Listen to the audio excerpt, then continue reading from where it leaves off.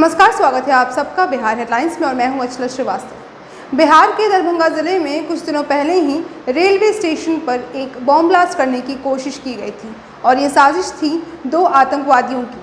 हालांकि उन्होंने ये सोच रखी थी कि वे एक ट्रेन के अंदर ये बॉम्ब ब्लास्ट करेंगे, लेकिन वे इसमें नाकामयाब हुए और ये जो बॉम्ब है वो स्टेशन पर जाकर फटा।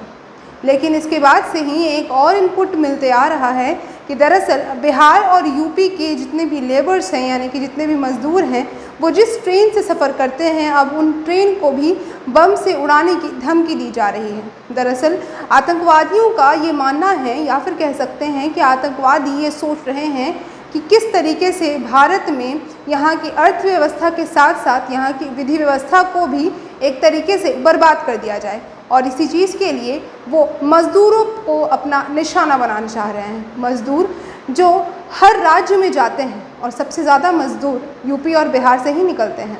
ऐसे में अगर सबसे ज़्यादा संख्या में निकलने वाले मज़दूर उत्तर प्रदेश और बिहार से हैं, तो ये बिल्कुल ही जायज़ सी बात है कि आतंकवादी उन्हीं ट्रेनों में हमला करेंगे जिसमें यूपी और बिहार के ही मज़दूर ज़्यादा से ज़्यादा सफ़र कर रहे हैं।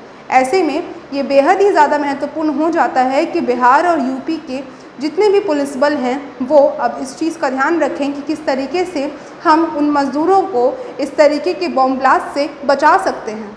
तो इसी के लिए हमारे बिहार में कई सारे ऐसे रेलवे स्टेशन हैं जहाँ पर पुलिस बल की तैनाती भी की जा रही है, लेकिन कई ऐसे रेलवे स्टेशन भी हैं जहाँ पर पुलिस बल किस तरीके से अपनी जिम्मेदारी को नहीं निभा पा रहे हैं, ये भी हम देख सकते हैं।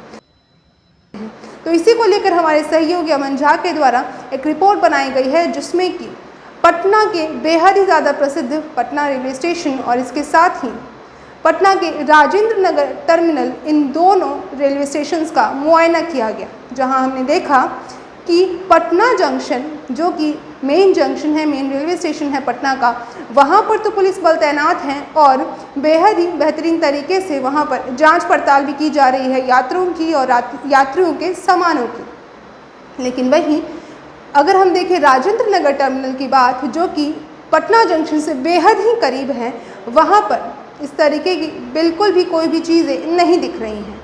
वहाँ दिल्ली से और एमपी से लोग आ रहे हैं, लेकिन उन यात्रियों की कोई भी जांच पड़ताल नहीं की जा रही है। तो चलिए देखते हैं इस रिपोर्ट में कि किस तरीके से पटना जंक्शन में, जहां पर पुलिस बल तैनात हैं और जांच पड़ताल कर रहा है, इस इनपुट को लेकर, इस खतरे को लेकर, बॉम्ब ब्लास्ट के खतरे को लेकर, वहीं दूसरी तरफ राजेंद्र नगर टर्मिनल में एक तरीके से पुलिस बल बिल्कुल शांत पड़ी है।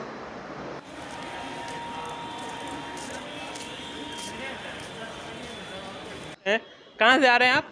राजगीर से आ रहे हैं। राजगीर से।